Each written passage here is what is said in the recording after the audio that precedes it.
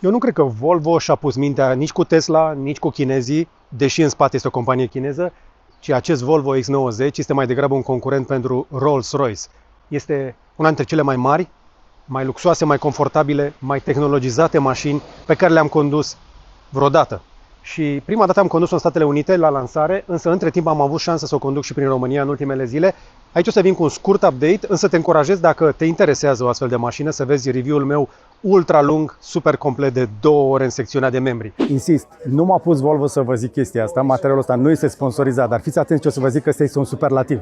Așa arată unul dintre cele mai tari SUV-uri de pe planetă. După care o să vă spun că așa arată cel mai nou Volvo, cea mai avansată mașină făcută de Volvo până acum și cel mai puternic Volvo de până acum. Însă, hai să vedem după câteva luni dacă mi s-a schimbat impresia, pentru că, da, mașina asta este în continuare mare. Uite, am pus-o aici lângă o mașină de oraș și lângă o altă mașină. Însă, la cât de mare o vezi, mașina asta poate pune probleme în multe locuri de parcare. Va trebui să fii un pic grijulit pe unde o duci, deși atunci când ai peste 100.000 de euro, cu siguranță ai locul tău garantat aproape oriunde te duci. Însă ce a pus Volvo pe mașina asta este spectaculos, de la un capăt la celălalt. Îți arăt doar așa foarte rapid, în afară de ciocanul uitor și designul ăsta ușor de recunoscut. Acolo sus este un super lidar, un super radar care va ține mașina asta în siguranță în orice fel de condiții și mai are inclusiv pe aici niște clapete active și niște radare suplimentare. Mașina asta este mare, dar este și foarte confortabilă și super spațioasă. Hai să o vedem un pic din spate totuși. Mie îmi place mai mult spatele lui X90 decât aproape orice alt SUV de pe piață.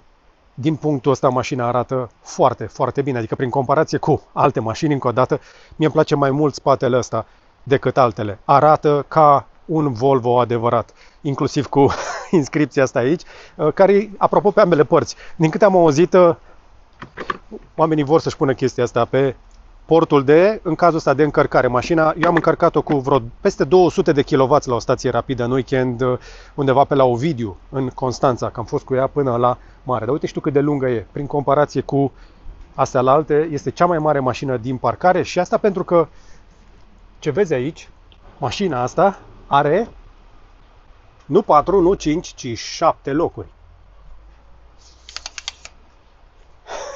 Bățul abia mi-ajunge din față până aici în spate. Și chiar și în configurație de 7 locuri este un true 7-seater, cum zic cei de la Volvo. Vei avea inclusiv, cred eu, undeva spre peste 300-400 de litri plus ce mai este aici de desubt, pentru că dacă dai deoparte kitul legislativ, tot mai rămâne ceva spațiu suplimentar, inclusiv cărlige de ancorare, astea pentru bagaje, care mie mi-au plăcut foarte tare, și niște chestii, niște gimmick-uri de genul ăsta. Mașina în momentul ăsta coboară, ca să-ți faci încărcarea a orice vrei tu să pui aici mai ușoară. Când rabatezi, toate chestiile astea devin plate. Și cum faci chestia asta? Păi foarte simplu. O să o faci electric, pentru că suntem în 2025 pe o mașină de lux. Foarte tare. Locurile din spate au inclusiv cup holdere și ventilație, ba chiar și prize de încărcare, dacă mi-aduc aminte, în funcție de echipare. Și mașina asta și prize de 12 volți, că o să vrei un frigider, probabil pe aici și alte lucruri, luminițe și alte chestii. Însă, chiar și în versiune de 7 locuri, spațiul ăsta din spate este uriaș. Uriaș. Uite și tu ce senzație. Și în momentul în care intri în mașina asta, se face complet liniște. Iar acest gri scandinav este lux pur pentru mine. Mie îmi place foarte tare toată senzația și tot ambientul, inclusiv cu plafonul ăsta de sticlă, care evident se închide atunci când merge când e soare puternic. Am mers în weekend, vă spuneam, niciun fel de problemă termică, însă prize de USB-C, zona de climatizare, nu am un alt ecran aici, dar am sonorizare Bowers & Wilkins peste tot și un sistem de microfoane care face ca oricine vorbește în mașină să fie auzit de ceilalți. Plus, bănuiesc că eu sunt pregătit să suspectez un sistem de noise cancelling, pentru că mașina este mută. De afară nu se aude nimic. Acum plouă, spre exemplu, și nu aude nimic de afară, dar nici în trafic, nici când mergi, nu vei auzi nimic în mașina asta. Și aș sta pe locul din spate oricând și oricât. Încă o dată, foarte tare. Uite, știu cum arată ambientul ăsta de aici. O să mai dau doar o tură scurtă cu ea ca să vorbesc un pic despre partea de range și despre senzație la condus. Însă, insist, Dacă vrei să afli mai multe, am un review mai condensat și unul super lung.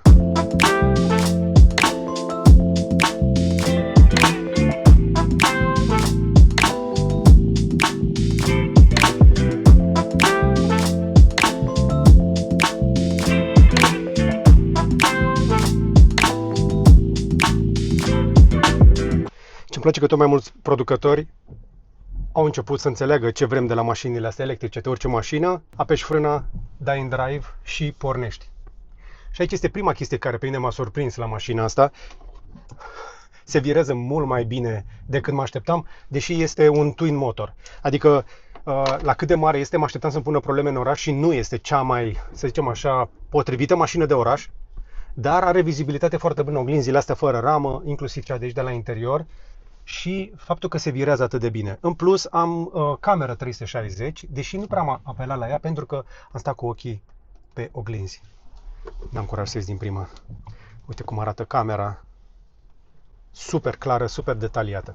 Asta voiam să surprind încă o dată. Senzația asta nu este dintr-o mașină nici de clasă medie, nici de premium, este de luxury, de un luxury pur. De-aia am comparat-o și nu cred că am exagerat când am vorbit de Rolls. Adevăratul concurent pentru mașina asta este Rolls-Royce Cullinan, care, pentru cei care au mers cu așa ceva și au mai stat de vorbă cu proprietarii, eu am mai stat de vorbă și am întrebat, se plâng că trebuie să meargă foarte des la service, pentru că mașina aia este prea complicată și stricăcioasă. Asta este electrică, neavând un tren de rulare termic, s-ar putea să aibă ceva mai puține probleme, nu scapă însă de drumurile la revizii și de unele probleme care mai trebuie rezolvate, pentru că este o mașină nouă de la un cap la altul. Deci, mașina asta are baterii de peste 100 de kWh, are 111 kWh în podea, însă suspensiile, că de-aia e atât de confortabilă, sunt suspensii pneumatice duble, au două camere și apoi au tot felul de sisteme din astea de bare, de ranforsări și de sisteme de securitate, pentru că evident este un Volvo și este sigură. Dar peste chestiile astea au făcut eforturi să o facă cât mai silențioasă și de-aia spun eu că aș compara mai degrabă cu un Cullinan, pentru că am mers cu mașina aia, m-a dat cineva cu ea la un moment dat prin Dubai. Și prima senzație asta este că mașina este mare, grea, confortabilă, este o barcă, cum mai spunem noi pe aici. E bine, EX90, da, îți da aceeași senzație de barcă pentru că se apropie de 3 tone, are vreo 2 tone 700, 2 tone 800 și se simte chestia asta și nu prea. În testul meu, când am condus-o prima dată, mi s-a părut că își maschează foarte bine greutatea și percepția mea rămâne. Mașina asta nu simți cât de mare și de fapt simți cât de mare e, dar nu simți cât de grea este, pentru că pleacă de pe loc, face 100 în 5 secunde. Și asta este ușor când ai peste 500 de cai putere pe două motoare cum sunt aici. Și felul în care pune puterea la roată iarăși este important. Este foarte multă tehnologie pusă în mașina asta și nu e vorba doar de Volvo. Sunetul, v-am spus, este Bowers & Wilkins, însă toată partea de computer, de conducere asistată, că am aici în bord o imagine în care văd toate mașinile de jur împrejur cu radare cu asta, este de la Nvidia. Și mai sunt și alte tehnologii băgate în mașina asta, inclusiv cei de la Google și-au băgat degetele până la cot aici și aici avem Android Automotive. În mașina asta, și de-aia mi-am dorit și nu am prins-o încă, de-aia probabil că o să mai revin când o să am șansă să conduc un S90, aștept un update de firmware, astfel încât Google să pună într-un Volvo pentru prima dată Gemini, pentru că acum am Google Assistant și e ok și nu prea. Prefer Gemini pentru că eu am conversații destul de lungi cu Gemini. Uite, spre exemplu, dacă mă duc aici în meniu, pornește din start cu Google Maps, dar pot să-i pun CarPlay. Iar eu mi-am conectat contul de Google și mi-am instalat alte aplicații, pentru că fiind Android, nu mai e nevoie de Android Auto, pentru că poți să-ți instalezi direct aplicații de Android direct în mașină care să fie sincronizate cu contul tău. Spre exemplu, am și Google Maps, dar am și Waze, am și Spotify, am și PlugShare, am și Audible și inclusiv YouTube, pe care pot să-l folosesc atunci când stau pe loc, spre exemplu. Ok, dincolo de partea asta de aplicații care merg bine, cele din mașină merg bine, mai ales că mașina are propriul ei SIM pe 5G, n-am mai văzut încă o mașină care se meargă cu adevărat pe 5G la noi. Mașina asta n-a avut probleme de acoperire nicăieri peste tot pe unde am mers cu ea. Iarăși, când ai banii ăștia, te aștepți să ai cea mai nouă tehnologie. Însă, sonorizare foarte bună, aplicații, pe tot ce vrei, mai rămâne partea de încărcare. Am aici un încărcător wireless care mi se pare ok, e la îndemână și sunt convins că l-au pus aici de gura celor care au zis, băi, vreți să ne punem telefonul la îndemână. Însă mai am două prize USB-C acolo și eu am luat un cablu cu mine de pe gb.ro ca să-mi încarc device-urile și nu exagerez, prefer să-mi încarc pe USB-C cât mai rapid cu cablurile noastre, care o să-ți garanteze o încărcare foarte bună pentru orice fel de device, inclusiv pentru laptopuri. Mă bucur că avem USB-C acolo, nu doar încărcare wireless aici. Ok, hai să vorbim despre partea cea mai importantă. De ce fac acest update? Pentru că, în primul rând, am vrut să mă leg de autonomie. La 111 kWh, mașina asta este una dintre mașinile cu cele mai mari baterii pe care le-am condus. Mai mare de atât, cred că se mai poate pe Rivian. Sunt puține mașini care se pot concura la capacitatea bateriei cu aceste X90 și înțeleg de ce au făcut-o. Pentru a păstra acest design, acest spațiu, 7 locuri cu portbagaj încă, cu suspensii pneumatice, cu toată tehnologia pusă în mașina asta, s-a pus foarte mult oțel. Mașina a devenit grea și nici nu este cea mai aerodinamică. Dacă te uiți de jur împrejur, în jurul meu, toate celelalte mașini sunt mai mici. Pentru mașinile electrice asta pune o problemă. Și atunci, care este autonomia reală? Ei bine, mașina asta o să aibă o autonomie mai bună în oraș decât orice Tesla. Dar la drum lung, până la mare și înapoi, va trebui să încarci. Pentru că în condiții de mers pe autostradă, vei scoate undeva la vreo 400, poate și un pic de kilometri. Eu am mers cu viteza legală, 130 și la 130 la oră, București, m-am dus până la Ovidiu, până la Corbu, dincolo de Constanța și înapoi, a trebuit să încarc. Acum au început să apară stații de încărcare rapide și vă spuneam că am încărcat la Ovidiu. În Ovidiu cei de la E.ON au pus o stație de 300 de kW, nu una, 4. Foarte tare. Am vrut să văd, ok, cât poate să tragă mașina. X90 mi-a tras maxim undeva la vreo 200 și ceva de kW. Au durat câteva secunde, după care s-a stabilizat la 180 de kW și a tras bine la 180, ceea ce este foarte ok. Și nu am stat la stație mai mult de un sfert de oră, 20 de minute maxim. Și după aceea m-am dus liniștit către casă. Dar chiar și așa, cu o baterie de 111 kW, așadar nu te duci și te întorci de la distanță mare dacă ai autostradă, pentru că vei fi tentat, evident, să mergi mai repede, că mașina asta poate. Adică ai senzația când dai în accelerație că poate accelera până la nesfârșit. În realitate însă, evident, vei fi limitat nu doar de bunul simț, ci și de viteza legală și la un moment dat și mașina va încerca, evident, să-ți atragă atenția. Și când vorbim despre partea asta, că mașina încearcă să atragă atenția, am mai descoperit niște chestii între timp de la testul meu. Cei de la Volvo au ascuns niște senzori, unul pe aici și unul aici, care îți urmăresc ochii. Și de fiecare dată când conduc, dacă pun cruise control, după o anumită viteză, mașina este foarte certareață. Îți atrage atenția constant dacă nu ești atent și, ca și la alte mașini, dacă folosești conducerea asistată, riști să ți-o dezactiveze conducerea asistată pe durata călătoriei tale dacă nu ai fost suficient de atent la drum, deși ai avut mâinile pe volan. Mașina asta îți cere să fii mai atent la drum când te conduce asistat decât atunci când nu conduce asistat. Știu că sună ciudat, dacă merg așa, nu o să bingăne. Dar dacă i-am dat drumul la conducerea asistată și o să vă arăt imediat că ieșim pe DN1, dintr-o dată devine mult mai pisăloagă la acest capitol. Dincolo de siguranță, trebuie să mai insist încă o dată în legătură cu confortul. Uite, știu un pic în jurul meu. Asta este una dintre cele mai confortabile mașini în care am stat. Și masajul din scaune este iarăși genial. Confortul scaunelor sunt mari, sunt late, sunt reglabile pe toate pozițiile. Faza care este că scaunele au atât de multe setări încât pentru a le găsi trebuie mai degrabă să duci degetul la butoane și să le apeși odată ca să-ți apară meniul aici, pentru că altfel mi-a fost destul de greu să-l găsesc în meniul mașinii. Îți apare doar când apeși pe butoanele de pe scaun. Hai că începem să ieșim un pic și să vedeți cât de bun este radarul, de ce cred eu atât de mult în radare și nu în camere cum încearcă Tesla, și mă bucur că Volvo s-a dus în direcția asta, pentru că în condiții de vreme proastă de genul ăsta, cețos, ud, vizibilitate proastă, radarele astea văd mult mai clar, iar aici în bord eu văd toate mașinile de jur împrejur. Și acum, hai să îi dăm pe conducere asistată, să mărim viteza și Steering Assist Active. Și acum mi s-a făcut verde și din momentul acesta mașina este capabilă să se conducă 100% singură. Aici intervine tehnologia de la Nvidia de care v-am povestit și integrarea cu sistemele de siguranță de la Volvo. Însă, de fiecare dată când încerci chestia asta, trebuie să stai cu mâinile pe volan, trebuie să simtă mâinile pe volan, are senzori în volan și trebuie să ai privirea întotdeauna la drum. Nu încolo, doar înainte. Mașina vrea ca tu să fii în siguranță și va face tot ce este necesar pentru asta. Câte vreme mergem așa, uite, o să încerc să mă uit foarte repede la zona de range and trip. Și o să spun ce consumuri am făcut eu. Bing, m-am uitat în ecran, deja mi-a atras atenția, să-i dau dismiss cu ok, da, sunt aici.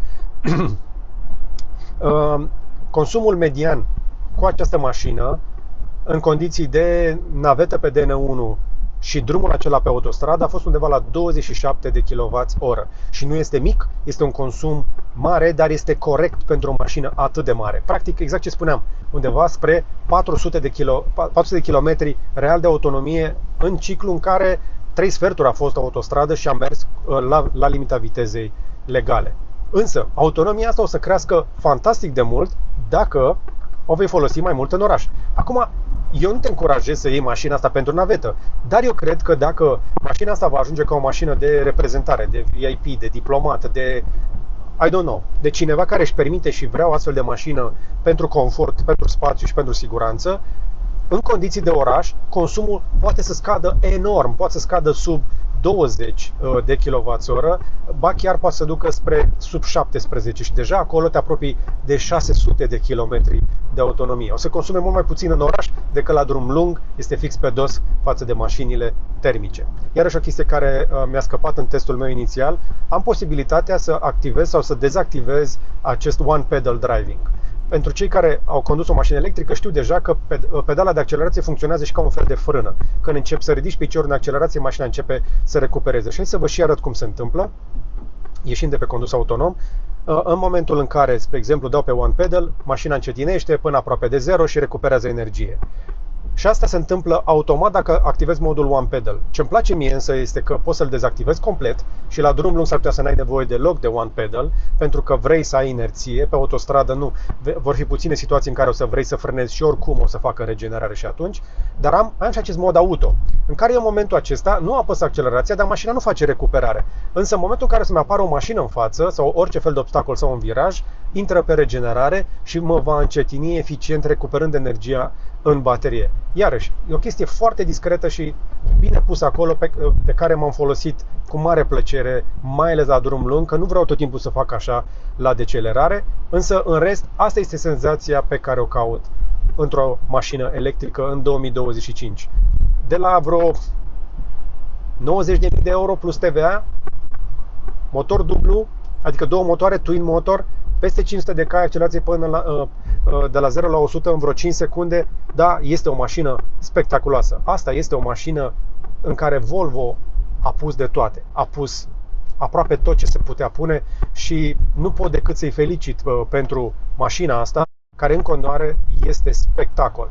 Dar nu este pentru oricine. Nu cred că este nici măcar pentru mine. Nu cred că îmi doresc o astfel de mașină, pentru că noi suntem doar 3. Mi-ar plăcea ca Volvo de la X90 să coboare, să ne ofere un X70, un X60. Există X30, care este o mașină de asemenea excelentă de oraș. Dacă vrei, să zicem așa, esență de Volvo într-un ambalaj mai compact, și X30 este o mașină bună, dar asta este cea cu de toate. Ce-mi place senzația asta? Ia uite, cobor și în momentul acesta, prima dată când apăs pe frână, începe să facă regenerare. În momentul ăsta nu folosesc frânele, folosesc regenerare. Ia uite. Oamenii habar nu au. Cei mai mulți dintre noi nu înțelegem cât de multă energie se irosește la fiecare frână într-o mașină termică. După ce ai ars gazul o grămadă, când vrei să încetinești și pui frână, practic tu omori lucru mecanic pe care deja l-ai consumat. Dar în mașina asta poți să și vezi cât de mult lucru mecanic pui la roată când vrei să muți 2 tone 800 cu grație, eleganță și confort. Cam astea sunt impresiile mele, așadar un update mai condensat, mai scurt, după ce am mai condus încă o dată X90, pentru că am vrut să văd cum se simte și acasă, cum se simte pe teren propriu, mai ales că eu nu sunt doar, să zicem așa, un curios de Volvo, sunt și fost proprietar și sunt foarte atașat de ceea ce vrea să convingă oamenii că merită atenție această marcă. Volvo chiar are un focus nu doar pe confort și estetică, ci și pe siguranță și când ai o familie lucrurile astea te interesează. Mă uit la această marcă și sunt tare curios dacă nu cumva următoarea mea mașină ar putea să fie de la ei. Din păcate nu un X90. Nu e pentru mine, dar poate că e pentru tine sau poate că e pentru altcineva care își permite așa ceva, pentru că atunci când îți permiți genul ăsta de bani, ai un cu totul alt set de valori. Și dacă prețul e prea mare, nu este vina prețului, este o decizie personală pentru fiecare dintre noi dacă ne permitem și e pentru noi mașina respectivă. Așadar, înainte să judecați prețul, uitați-vă la tot pachetul și încercați să comparați mașina asta cu alte mașini similare din piață.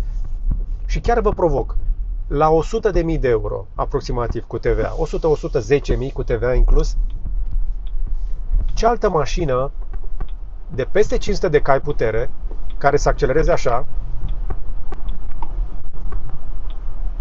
care să se audă așa și care să aibă Bowers & Wilkins și masaj în scaune și senzația asta de confort absolut, mai poți cumpăra cu banii. Sunt tare curios, veniți să-mi spuneți mai jos la comentarii. Dă un like dacă ți-a plăcut, un share să vadă și prietenii și un subscribe dacă n-ai făcut-o deja. Și până data viitoare să vă fie numai și numai bine!